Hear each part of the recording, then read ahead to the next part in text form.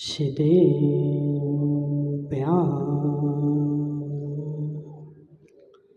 नमः श्रीवर्धमानाय निर्धूतकलिलाधुमने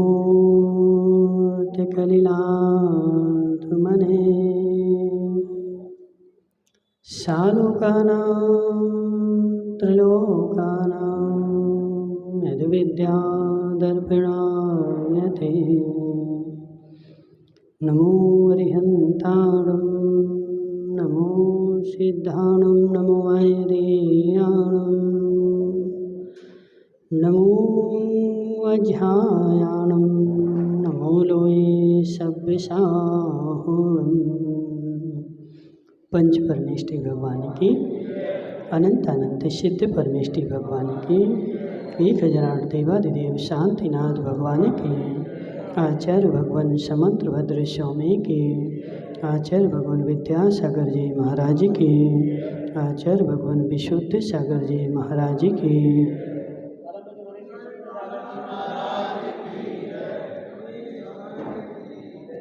मनुष्यों, आज रक्षाबंधन का पर्व है और आज हम त्यौहार सब मिलकर के मना रहे हैं। वह मुनिराज जो भीषण अग्नि में जले और भीषण अग्नि में तपे, उनकी आज हम भक्ति भाव से पूजन कर रहे हैं। तो वही जो चारों दुष्ट थे उनको हस्तिनापुर में राजा श्री वर्मा ने काला मुंह करके भगा दिया था। हे जीव, जिसका हृदय काला है उसका मुंह भी काला हो जाए, लेकिन मुंह काला होने के बाद भी वह अपने हृदय को सफ़ेद नहीं करता है। मुंह काला करके तो भगा दिया, लेकिन जहाँ भी जाएगा वो कालापन ही खोजेगा। हस्तिनापुर चले गए और वहाँ के राजा जो थे, कौन था वह राजा? महापद्म राजा। महापद्म राजा को उन्होंने क्या किया? प्रसन्न कर लिया और उनके मंत्री बन गए। और उनके मंत्री बन करके एक उनसे वरदान भी ले लिया। हे जीव, संसार में यदि सुखी रहना हो तो कभी भी वर नहीं देना, वर नहीं देना। संजय भाई, वर नहीं देना, वर देगा तो दुखी हो जाएगा। तुम सुखी हो कि दुखी हो? घटी भाई देखो फटाफट चढ़ा रही है। घटी भाई नहीं विकल्प करो, आधा घंटे भी नहीं लगेंगे, थोड़े से ही बचे हैं, समझ रहे? इसलिए नहीं टेंशन करो। हे जीव, हे संजय, तू किसी का बर बना था ना, इसलिए यहाँ बंधा बैठा है। बर हो कि नहीं? किसकी बर हो विकेश भाई? तो है किसी के बर बने थे, इसलिए बेचारा रोज डंडे खाता है, लेकिन किसी से बोलता नहीं है। मारती देवी कि नहीं मारते है? महाराज कह देंगे तो हमारी तो सब धुल जाएगी, तो कह भी नहीं पाता। इसलिए किसी को संसार में बर नहीं देना, जो देना हो दे देना। हे जीव, राजा पद्मराज ने उनको बर दे दिया और बर दे करके फंस गए। कालांतर में वह चारों मंत्री थे और वह 700 मुनिराज जो आ रहे थे वह विहार करते, क्योंकि मुनिराज तो विहार करके सब जगह चले जाते हैं, और विहार करते हुए हस्तिनापुर आ गए। चारों मंत्रियों ने देखा ये तो मेरे शत्रु हैं। अब उन्होंने क्या किया था? बताओ, कुछ किया था क्या दिनेश भाई? तुम्हारी फसल काटी थी क्या? कुछ भी नहीं किया, लेकिन शत्रु एक बार वैर बांध लिया। वह 700 मुनिराज हस्तिनापुर आए और उन चारों बलि, नमूची, प्रहलाद, बृहस्पति ने देख करके अपने अंदर के क्रोध को जगा दिया।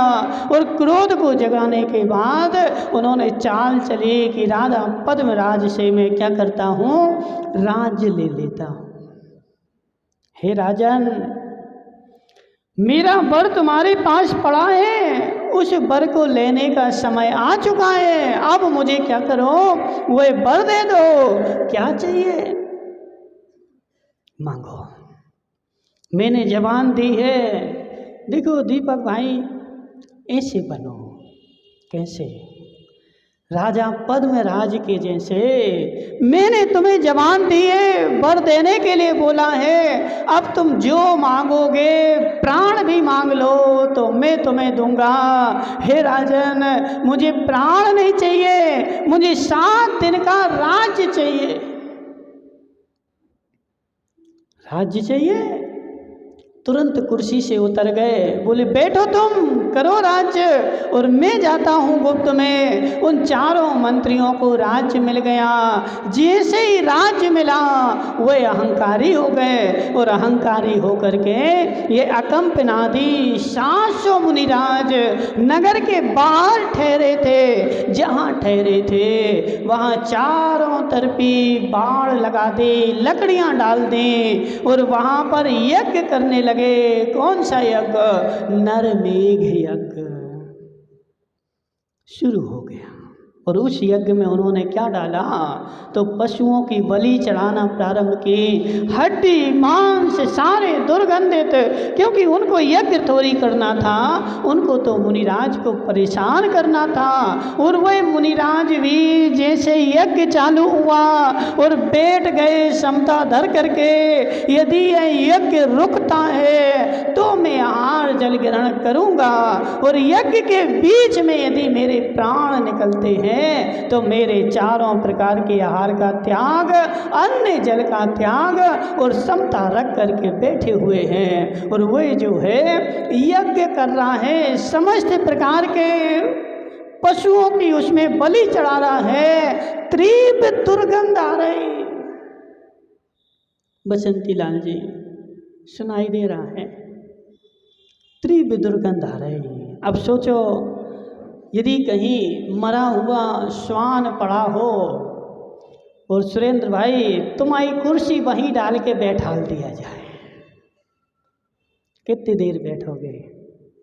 है ये भी इंद्रिय निरोध में आता है। ये भी तप है, उग्र तप है। तीव्र स्मेल आ रही, तीव्र बदबू आ रही, और फिर भी वह मुनिराज जो है, ताराबाई कहाँ चली है?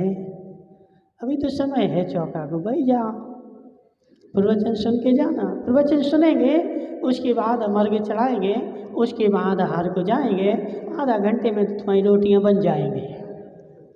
समझ रहे? करना क्या है, रोटी तो बनानी है, इसलिए भाई जाओ। हे जीव, तीव्र स्मेल आ रही, तीव्र स्मेल आ रही, लेकिन उन मुनिराजों ने नियम संलेखना ले ली। नियम संलेखना नहीं, कौन सी?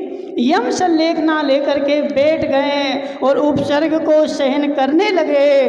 करो तुम कितना उपसर्ग करते हो, मैं सारा उपसर्ग तुम्हारा सहन कर लूँगा। और मुनिराज बैठे हैं, तीव्र उसके उपसर्ग सह रहे। और वहाँ पर वो एक आचार्य जो थे, सुबह सुबह शाम का समय था, रात्रि में ऊपर पहाड़ पर बैठे ध्यान कर रहे थे। और उन्होंने क्या देखा कि नक्षत्र जो है कंपन कर रहा है। और नक्षत्र का कंपन करना मतलब अशुभ का सूचक है। तो उन मुनिराज ने अपना ध्यान लगाया, अवधि ज्ञान लगाया और देखा कि यह नक्षत्र क्यों कंपन कर रहा है। तो उनके ज्ञान में आया कि 700 मुनिराजों के ऊपर घोर उपसर्ग हो रहा है। उनके मुंह से निकल गया शब्द हाय। बगल में छुल्लक जी बैठे थे, जैसे जी बैठे ना छुल्लक जी, तो नाचार्य के बाजू में छुल्लक जी बैठे थे। छुल्लक श्री पुष्पदंत सागर जी महाराज। और उन्होंने क्या देखा कि मेरे गुरु के मुख से हाय शब्द निकला है, जरूर कोई बात है। उन्होंने तुरंत अपने गुरु महाराज से पूछा, हे मगवन, आपके मुंह से हाय क्यों निकला?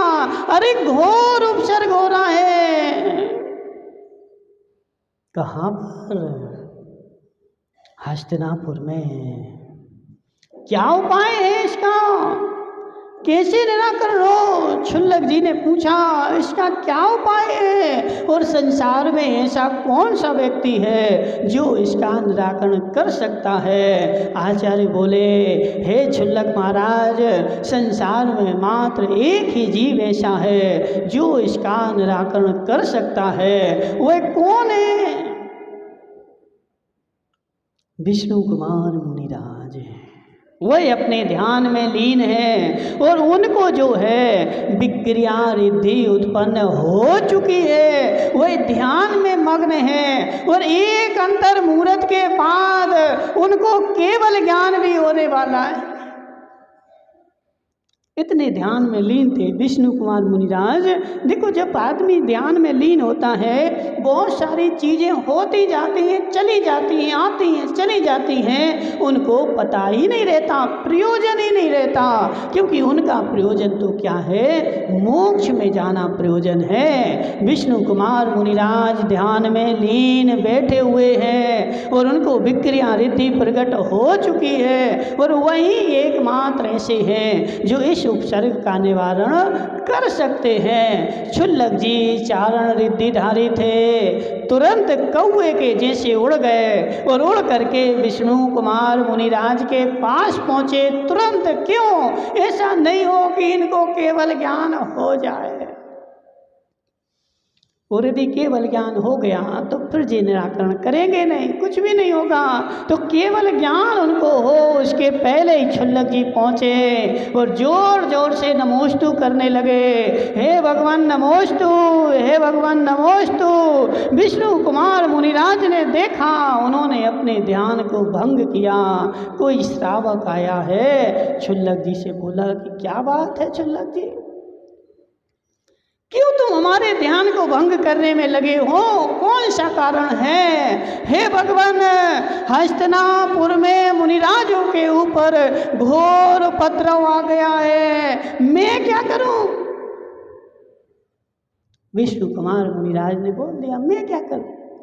उपद्रव आया है तो उपद्रव को दूर करना किसका काम है? इनका सुरेंद्र भाई का काम है। सुरेंद्र भाई तो कौन? भूतरिया है। सुरेंद्र भूतरिया जाए और वहाँ पर उपसर्ग को दूर करे। मैं तो मुनिराज हूँ, मैंने सब आरंभ सारंभ छोड़ दिया है, मैं क्या करूँ? हे भगवान, आपके अलावा कोई भी संसार में उपसर्ग दूर नहीं कर सकता, मात्र आपके पास ही वह शक्ति है। मेरे पास क्या है? आपके पास विक्रिया रिद्धि है। उन्होंने अपना हाथ ऐसा बढ़ाया, वह हाथ सुमेरु पर्वत पर चला गया। इतना बड़ा हाथ हो गया। कितना बड़ा? दिलीप भाई तुम्हारा कितना बड़ा है? तुम बढ़ाओ ना, ऐसा ऊपर चला जाए। ऐसा हाथ बढ़ाया, उनका हाथ लंबा हो करके सुमेरु पर्वत पर चला गया। उनको पता चल गया मेरे पास विक्रिया रिद्धि है। तुरंत विक्रिया रिद्धि के कारण उन्होंने अपने मुनि पद का त्याग किया, रिद्धि का उपयोग किया और तुरंत हस्तिनापुर पहुँचे और राजा पद्मराज से बोले, हे पद्मराज, तूने ये क्या मचा रखा है? जिस कुल में शांतिनाथ कुंतनाथ का जन्म हुआ है, उस कुल में मुनिराजों के ऊपर उपसर्ग हो रहा है तेरे रहते हुए। क्या उपद्रव कर रहे तुम? उन्हीं के भाई थे। किसके? विष्णु कुमार राजा पद्मराज के सगे भाई थे और ये जो थे बड़े थे। इनके पिता महापद्म ने दीक्षा ली तो विष्णु कुमार को राज्य देना चाहा, लेकिन विष्णु कुमार ने बोला, भगवान हमें राज्य नहीं चाहिए, हमें तो मुनिराज बनना है, ये उसको पद्म को दे दो।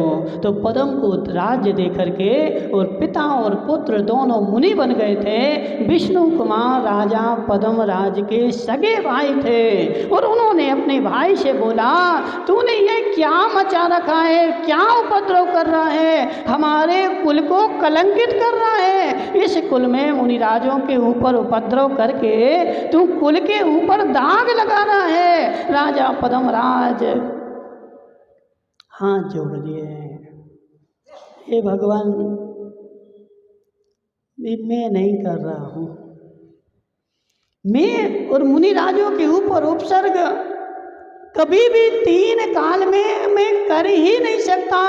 मैं जो हूँ विवश हूँ, मैंने बलि को राज दे दिया है और ये सारा उपद्रव जो हो रहा है वह बलि कर रहा है। मैं जो हूँ विवश हूँ, मैं कुछ नहीं कर सकता। हे भगवान इस उपसर्ग को आप ही रोक सकते हो और हमारे कुल पर लगे हुए कलंक को भी आप ही निवारण कर सकते हो। इसलिए सुरेंद्र भाई कभी भी मुनियों के ऊपर उपसर्ग करके अपने कुल को कलंकित मत करना। अनिल सेठ, तुम सेठ हो गांव के, एक नियम ले लो, आज से ले लोगे, देखो छोटा सा, बड़ा नहीं दे रहा है, खड़े हो जाओ। तुम सेठ बनने वाले हो, इतना सा नियम ले लो, मेरे बागी दौरा की सीमा में किसी भी मुनिराज के ऊपर मैं उपसर्ग नहीं होने दूंगा। कर लोगे?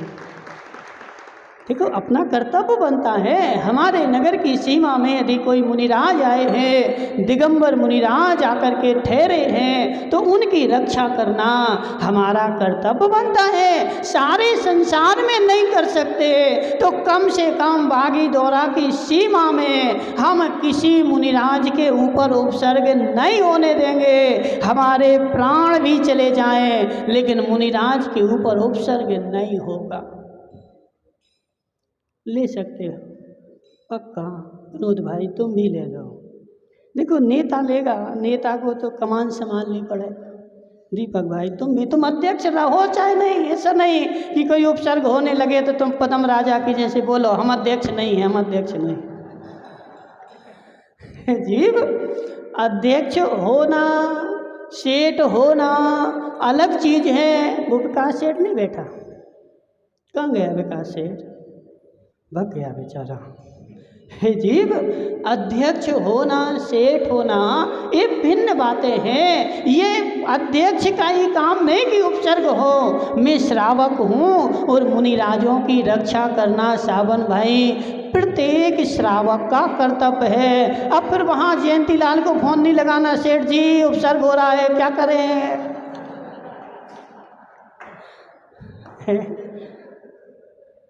ऐसा नहीं, समझो बात को। अब सेठ जी बोले दूर करो तो करें और बोले नहीं करो तो कर रहने दे, नहीं। बहुत सारी चीज़ें हमारा भी तो कर्तव्य है। समाज में हम रहते हैं, समाज के हम सदस्य हैं, तो हमारा भी कर्तव्य है। हर चीज़ सेठ से नहीं पूछनी पड़ती। यदि मुनिराज के ऊपर उपसर्ग हो, दिनेश भाई तुम बिना सेठ से पूछे चले जाना। बोलो आज कौन कौन ऐसा नियम ले रहा है? मुनिराज के ऊपर यदि हमारे बागी दौरा की सीमा में कहीं भी उपसर्ग होगा, मैं बिना सेठ से पूछे उपसर्ग दूर करने के लिए फटाफट चला जाऊंगा। माताओं तुम लोग उपसर्ग करने जाओगे? नहीं। यदि उपसर्ग हो मुझसे नहीं रहा जाएगा, कायुसर्ग कर लो, मैं उपसर्ग नहीं होने दूंगा और कभी भी जीवन में मुनिराज के ऊपर उपसर्ग नहीं करूंगा। उस विष्णु कुमार मुनिराज ने राजा पद्म से बोला तो पद्म ने बोला क्या? हे भगवान ये उपसर्ग मात्र आप ही दूर कर सकते हो और हमारे कुल पर लगे हुए कलंक को आप ही मिटा सकते हो। विष्णु कुमार मुनिराज एक उन्होंने छोटे से बामन का रूप रख लिया, 52 अंगुल का बामन। कितने बड़े बामन? बामन मतलब ब्राह्मण, बामन जाते हो, बामन हो और 52 अंगुल का हो, महाशुभ होता है। ढूंढना कहीं मिल जाएगा। तुम कितने अंगुल के हो सावन भाई? है 52 हो और 52 अंगुल का हो और हमारे कार्यक्रम में आ जाए, कार्यक्रम शुभ होता है। पंडित हो 52 अंगुल का हो, ढूंढ के लाना। कितने अंगुल का? 52 अंगुल का। देखो पंडित ऐसे ही होना चाहिए। अभी भी अपने जैन पंडित है अष्टापद तीर्थ में, दिल्ली के पास है ना, धर्मचंद जी शास्त्री, उनकी चोटी इतनी बड़ी है, समझ रहे? पेट इतना बड़ा है, बाल ब्रह्मचारी हैं। जब सब मंच पे खड़े होते हैं तो मंच हिलता है, समझ रहे? दमदार पंडित होता है। 52 अंगुल का, छोटी सी हाइट है उनकी। तो शास्त्रों में जैसा पंडित चाहिए उनकी शरीर की हाइट, शरीर का शेप वैसा का वैसा है। तो उन्होंने भी रिद्धि विक्रिया से 52 अंगुल के वामन का रूप बना लिया। और जो बलि नमुची प्रहलाद थे वह तो उसी मत के अनुयायी थे। और उन्होंने क्या देखा, हमारे यज्ञ में ब्राह्मण चला आ रहा है 52 अंगुल का, मेरा यज्ञ सफल हो गया।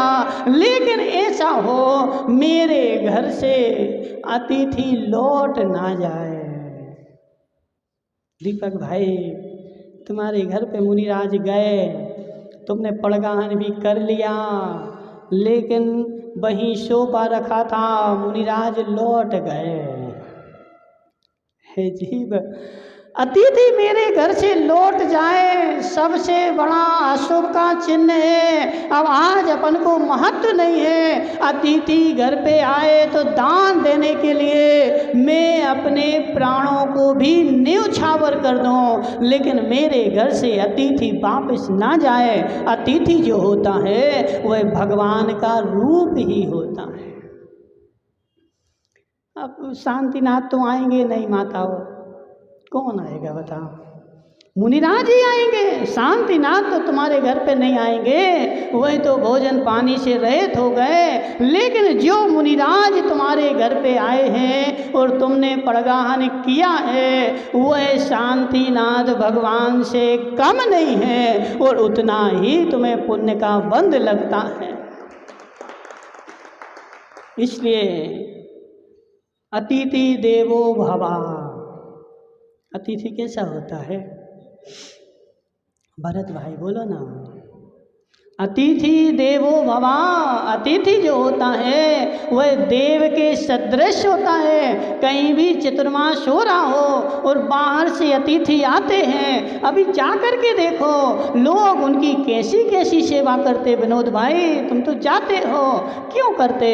क्योंकि अतिथि जो है वह देवता है, देवों के सदृश है। उसकी मैंने सेवा करी तो मुझे पुण्य का बंध होता है और मेरी ख्याति भी फैलती है। इसलिए मेरे घर से कभी भी अतिथि ना लौट जाए। और संसार का सबसे तीव्र पुण्यात्मा वही है जो हमेशा अतिथि की पूजा करने के लिए आतुर रहता है।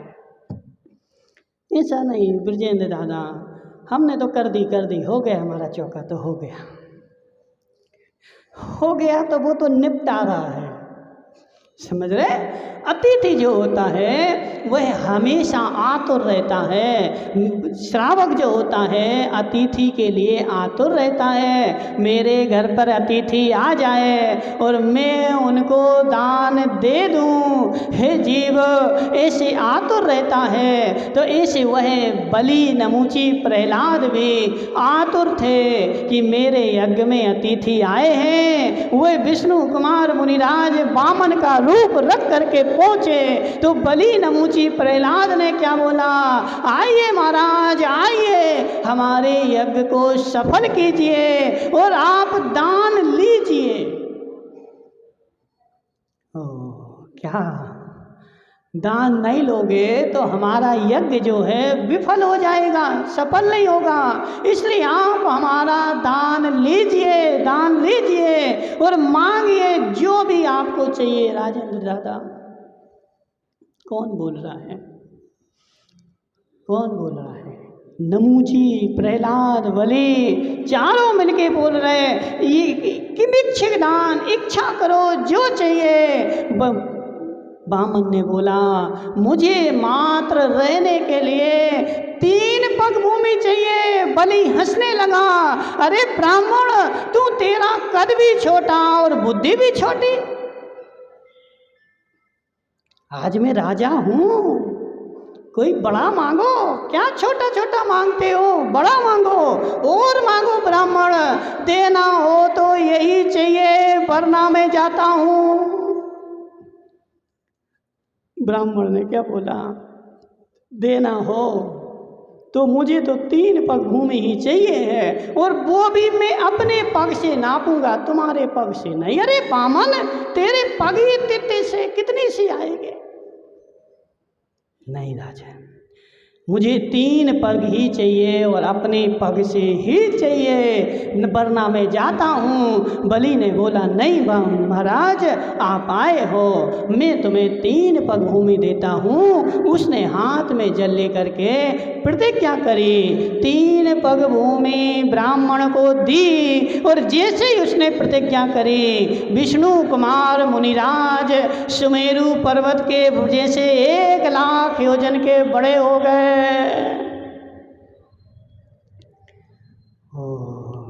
यह क्या हो रहा है?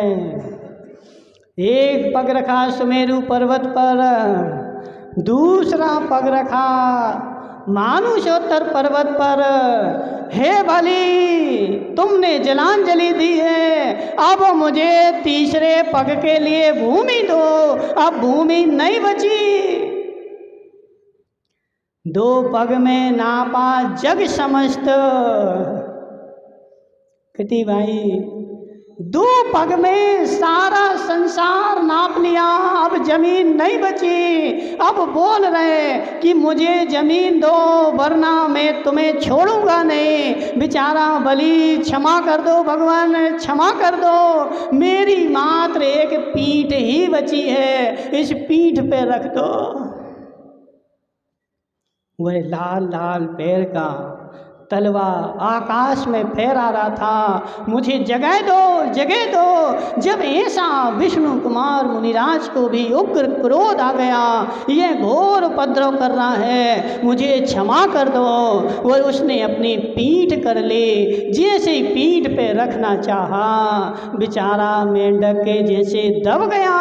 उसी समय देव आ गए कि किन्नर आ गए, और सब आकर के मुनिराज की स्तुति करने लगे, हे भगवान शांत होइए, शांत होइए, ये प्राणी मूर्ख है, इसको क्षमा कर दीजिए। ये मूर्ख प्राणी ने मूर्खता में ऐसा काम किया है। मुनिराज विष्णु कुमार शांत हो गए, और शांत होकर के अपना रूप छोटा बनाया, और उस बलि से बोला, हे बलि, मैं तुम्हें कैसे क्षमा कर सकता हूँ? तुमने जिसके साथ उपद्रव किया है उनके पास क्षमा मांगने जाओ।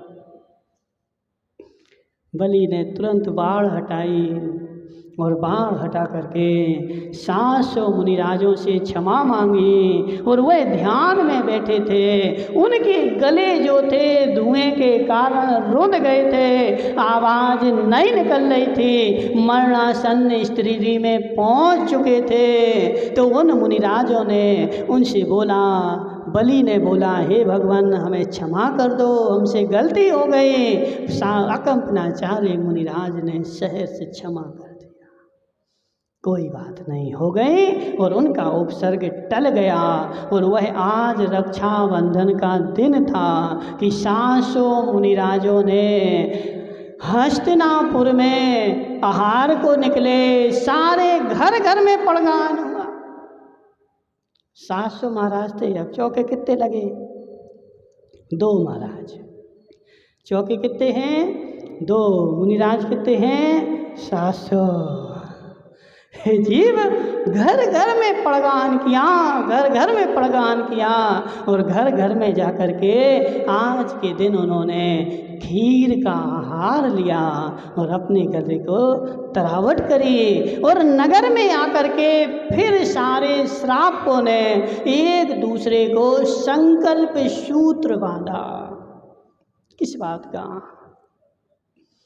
आज से हम मुनिराजों की रक्षा का संकल्प लेते हैं। आज से हम जो है मुनिराजों की रक्षा हम करेंगे। और वह धागा बांधने की परंपरा वहाँ से चालू हो गई कि मैं मुनिराजों की रक्षा करूँगा। आज जो धागा बांध रहे हैं, माताएं लेके आ गई, महाराज पीछे बांधो, महाराज पीछे बांधो। हे जीव, पिछी में बांधने से हो गया हमारी परंपरा पूरी। संकल्प लो। किस बात का? किस बात का? नगर में मुनिराज आएंगे, हम उनकी सेवा करेंगे, हम उनकी रक्षा करेंगे। धागा बांध करके ऐसा संकल्प लेना है, तब तुम्हारा धागा बांधना सार्थक है। अब कोई मुनिराज आ गए, माता जी आ गई, अब कमेटी वाले घर घर पूछेंगे चौका लगा लो, नहीं अभी ये व्यवस्था नहीं है। काय को तुमने धागा बांधा था? हे जीव, माताएं हैं 24 घंटे 12 महीने चौका लगाने के लिए तैयार रहे, ऐसा संकल्प लें तो वह धागा बांधना तुम्हारा सार्थक है। और धागा बांध दिया, हो गया हमारा काम, बस निपट गए। हे जीव, धागा बांधने से नहीं निपटते हैं, वह रक्षा करने का संकल्प लेना है। 12 महीने हमेशा मैं चौका लगाने के लिए तैयार रहूँगा। और पुरुष संकल्प ले कि कहीं भी मुनिराज के ऊपर उपसर्ग हो रहा होगा तो मैं उनका उपसर्ग दूर करने के लिए तैयार रहूँगा। कोई मुनिराज मेरे नगर में आ रहे होंगे, मैं लेने जाने के लिए तैयार रहूँगा। नहीं अध्यक्ष चला जाए, हमें समय नहीं है। है जीव, अब जी तो देखो विनोद भाई, उपसर्ग हो जाए और फिर तुम माइक में बोलोगे अरे ऐसा हो गया ऐसा हो गया, तो हमारा कर्तव्य था ना, हमारे नगर की सीमा में आ रहे थे तो हम 10 आदमी जाते तो कैसे उपद्रव हो जाता। अब जाते तो बेचारे एक भी बार नहीं है, कौन जाए, तो जो अध्यक्ष बने वो जाने, सो वो ले आए, वो भी हो तो चला जाए, नहीं हो तो महाराज ऐसे ही आ जाए। उपसर्ग तो हो गई और फिर तुम हल्ला करो कि उपसर्ग हो रहा है, तो जी हमारी गलती है, किसी की गलती नहीं है। हमारे मुनिराजों की रक्षा कौन करेगा? तो वह हम ही करेंगे, न सरकार करेगी न जनता करेगी, जैन समाज ही करेगी। तो आज किसका संकल्प लेना है सुरेश दादा? मुनिराजों की रक्षा हम करेंगे। कौन करेगा बताओ? है कोई रक्षा करने वाला? कौन करेगा? जयप्रकाश जी। अब विनोद जी तुमसे बोलेंगे जाओ मुनिराज को ले आओ, तो बोलोगे हमें तो स्कूल जाना है, स्कूल जाना है। जीव, ये बहाने नहीं चलते हैं और वास्तव में मुनिराज की रक्षा हमें ही करनी पड़ेगी और उसके लिए 24 घंटे तत्पर रहें। तो रक्षाबंधन पर्व हमें इसी की स्वीकृति देता है, मुनिराज की रक्षा करें। बोली शांतिनाथ भगवान की